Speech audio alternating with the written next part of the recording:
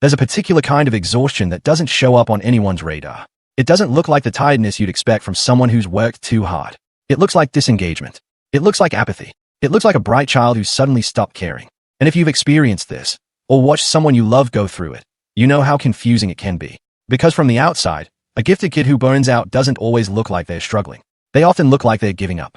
And that is exactly what makes this phenomenon so psychologically complex. The term gifted kid burnout has become increasingly common in conversations about education and mental health. But what does it actually mean? Gifted kid burnout refers to a state of chronic physical, mental, and emotional exhaustion that results from prolonged stress in gifted individuals. It's not just being tired. It's not just having a bad week. It's a persistent state where the child's internal resources have been depleted to the point where they can no longer sustain the level of functioning that was once expected of them. What makes this distinct from other forms of burnout is the unique neurological and psychological makeup of gifted individuals. Their perfectionism, asynchronous development, and heightened sensitivities can intensify the burnout experience in ways that are not typically seen in the general population. To understand why gifted kids burn out, we need to look at the architecture of their minds and how that architecture interacts with environments that were not designed for them. Let's start with a concept developed by Polish psychiatrist Kazimierz Dabrowski. Dabrowski observed that certain individuals possess what he called overexcitabilities, inborn intensities indicating a heightened ability to respond to stimuli. He identified 5 areas: psychomotor, sensual, intellectual, imaginational, and emotional. Now, what's crucial here is that Dabrowski didn't see these as deficits. He saw them as a raw material for advanced development. But here's the catch. Experiencing the world in this different, stronger, and more multi-sided manner carries both great joys and great frustrations. For a gifted child, this means they don't just learn, they learn with intensity. They don't just feel, they feel with depth. They don't just imagine, they imagine with vividness. And in a classroom or family environment that doesn't recognize or accommodate this intensity, the result is often a profound mismatch. The child's internal experience is operating at a different resolution than the environment around them. And over time, that mismatch becomes exhausting. Consider the emotional overexcitability that Dabrowski described. Gifted children often experience emotions with greater intensity than their peers. They are acutely sensitive to injustice, to beauty, to the suffering of others, to the nuances of social dynamics that other children might not even notice. This isn't a weakness, it's a form of heightened perception. But it also means they are absorbing more emotional information from their environment, processing more, and feeling more. And when a system doesn't provide outlets for that intensity, the child learns to suppress it. They learn to perform calmness while their internal world is in overdrive. Then there's the intellectual overexcitability, a restless internal energy that expresses itself as a constant drive to think, question, and understand. The gifted child's mind doesn't switch off. They are always turning over problems, making connections, running mental simulations.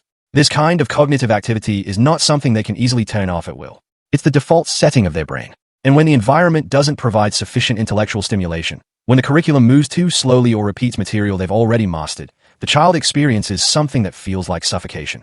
Now, here's where things get complicated. Many gifted children learn early on that their value is tied to their performance. They receive praise for their achievements, for their quick understanding, for their test scores. And gradually, they internalize a dangerous equation.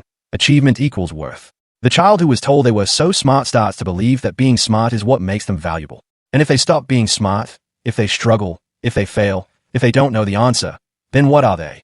This is where perfectionism enters the picture. Gifted children often set unrealistically high personal standards. They hold themselves to a standard that is not just high but absolute. Anything less than perfect feels like failure. And because their cognitive abilities allow them to clearly envision what excellence would look like, they are acutely aware of every gap between their performance and their potential. This gap becomes a source of constant self-criticism. They don't just want to do well. They need to do well to prove that they are still the person everyone said they were. Psychologist Carol Dweck's research on mindset is relevant here. Gifted children who have been praised primarily for their intelligence rather than their effort often develop what Dweck calls a fixed mindset. They believe that intelligence is a fixed trait, something you either have or you don't. And when they encounter something that doesn't come easily, something that requires struggle, they interpret that struggle as evidence that they might not be as smart as they thought. This is terrifying for a child whose identity is built on being smart. So they avoid challenges. They stick to what they already know. They procrastinate on work that matters because the possibility of failure threatens their entire sense of self. But let's be clear, this isn't laziness. This is self-protection. The avoidance is a defense mechanism against the threat of discovering that they might not be as capable as they believed. And the longer this pattern continues, the more entrenched it becomes. There's another factor that compounds this, the mismatch between intellectual development and emotional development.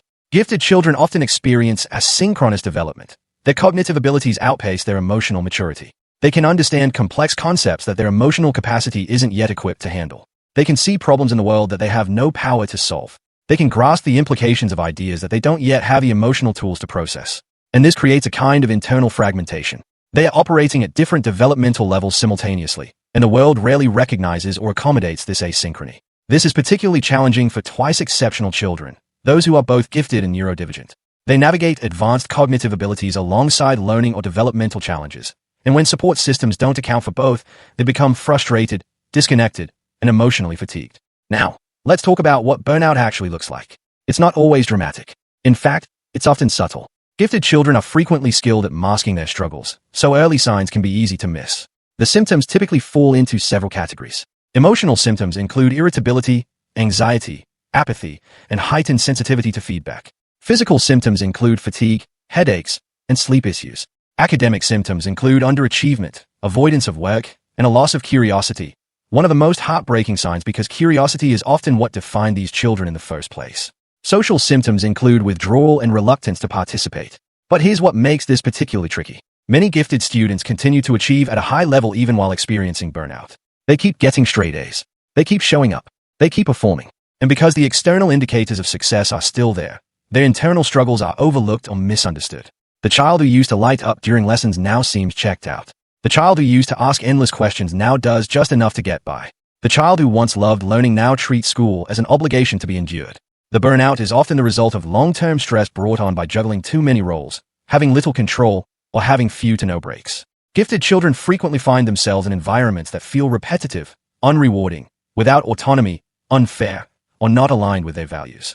They are often expected to perform at high levels across multiple domains, academics, extracurriculars, social expectations, without the autonomy to choose what matters to them. Self-determination theory, developed by psychologists Edward Deci and Richard Ryan, provides a useful framework here. The theory proposes that humans have three basic psychological needs: autonomy, competence, and relatedness. When these needs are met, people are naturally motivated to grow and develop.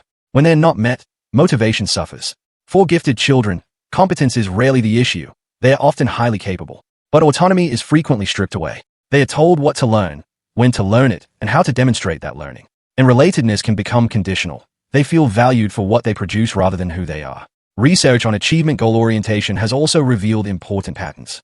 Gifted students may adopt performance goals, focusing on demonstrating competence relative to others, rather than mastery goals, focusing on developing competence for its own sake. When performance goals dominate, failure becomes threatening because it exposes inadequacy. When mastery goals dominate, failure becomes information because it reveals what still needs to be learned. The shift from mastery to performance orientation is one of the quiet tragedies of gifted burnout. And then there's the identity piece. The gifted label becomes the primary identity for many of these children. It's not just something they do, it's who they are. And when they can no longer sustain that identity, when the achievement stops coming easily, when the burnout makes it impossible to perform at the level they once did, they experience something that looks like an identity crisis. Who are they if they're not the smart one? What are they worth if they're not achieving? This is why gifted kid burnout often shows up in early adulthood, in college, in the workplace, in relationships. The structures that once supported the gifted identity, the grades, the praise, the clear markers of success, start to fall away. And the person is left with a sense of self that was built entirely on external validation. They don't know who they are without achievement. They don't know how to exist without performing. Gifted adults are uniquely prone to burnout. Their ambition, sensitivity, and perfectionism combine into a potent cycle of overcommitment and emotional depletion. They don't just work hard, they work until they break. And they often don't realize they're breaking until it's too late because they've been conditioned to push through discomfort, to ignore their own limits, to treat rest as weakness. The imposter syndrome that plagues many gifted adults is directly connected to this dynamic. Despite a lifetime of accomplishments, they secretly believe they've just been lucky, that sooner or later, everyone will realize they're not as capable as they seem. This isn't false modesty. It's the logical conclusion of an identity built on performance. If your worth is tied to what you achieve, then achievement can never be enough. There's always more to prove. There's always someone smarter, more accomplished, more deserving. The crisis for many gifted adults hits when they encounter problems that cannot be solved with intellect alone. When they can't think their way out of anxiety. When they can't analyze their way out of relationship conflict. When they can't research their way out of burnout. The system that worked for them in childhood, use your brain to solve problems, stops working. And they're left with no backup plan because they were never taught that there were other ways of being in the world. Healing from gifted kid burnout means dismantling the equation that achievement equals worth. It means learning that you are allowed to be brilliant at your craft while simultaneously needing support with emotional processing or executive function. It means diversifying your definition of intelligence beyond academic performance and cognitive speed.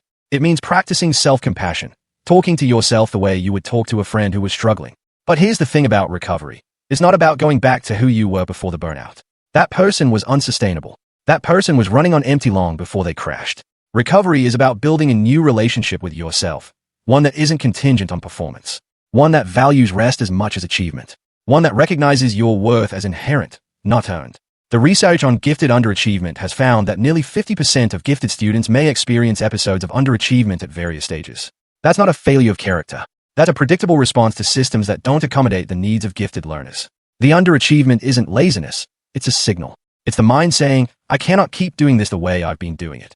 If you are a gifted adult reading this, or if you're parenting a gifted child who's showing signs of burnout, here's what I want you to know. The years that look like giving up were not failure. They were survival.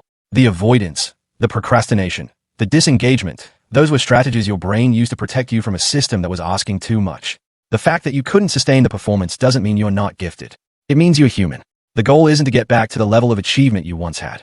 The goal is to build a life where achievement is in service of something larger than your own worth, where you can be productive without being consumed, where you can rest without guilt, where you can struggle without shame. Dabrowski believed that conflict and inner suffering were necessary for advanced development, for movement from what is to what ought to be.